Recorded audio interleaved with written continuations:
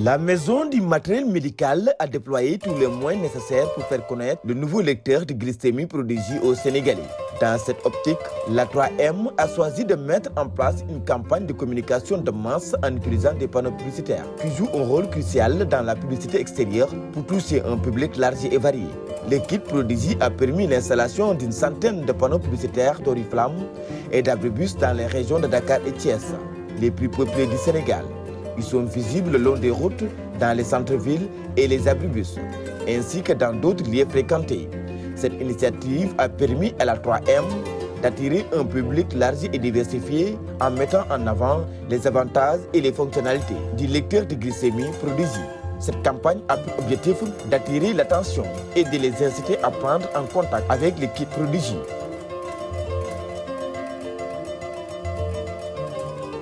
À Dakar, la capitale sénégalaise, les panneaux publicitaires avec les kits Prodigy sont visibles partout et de loin. Ils attirent l'attention des automobilistes grâce à une implantation stratégique.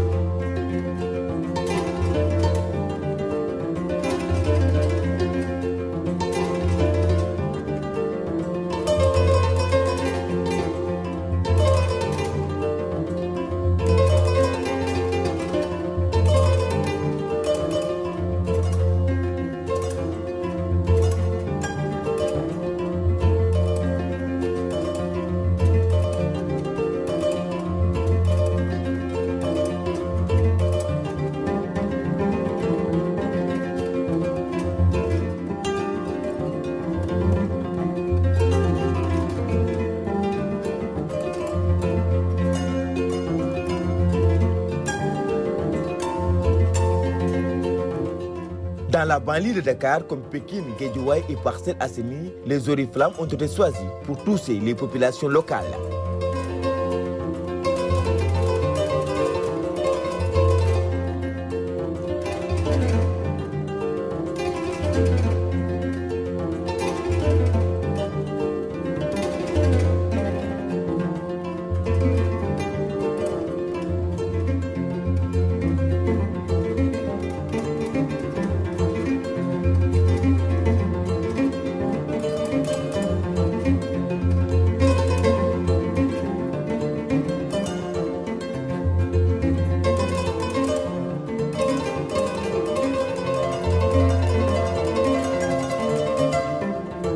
La région de Dakar capte sur la capitale du rail, Thiès. Cette ville, qui est la porte de sortie et d'entrée pour l'intérieur du pays, des points stratégiques ont été choisis. D'abord, les deux voies d'Enguent. Ici, c'est la porte d'entrée et de sortie vers le nord du pays. Plusieurs panneaux publicitaires ont été installés avec le kit Prodigy.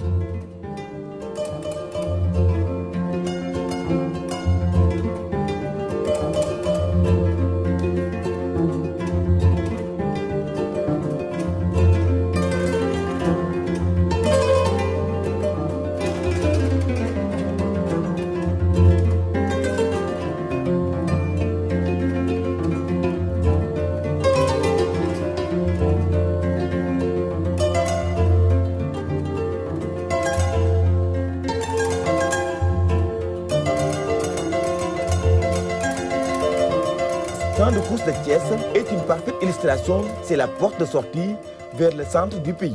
Mais ici, le soir est plus stratégique car il s'agit d'un lieu de fréquentation de milliers de personnes chaque week-end, dont la plupart sont des personnes âgées.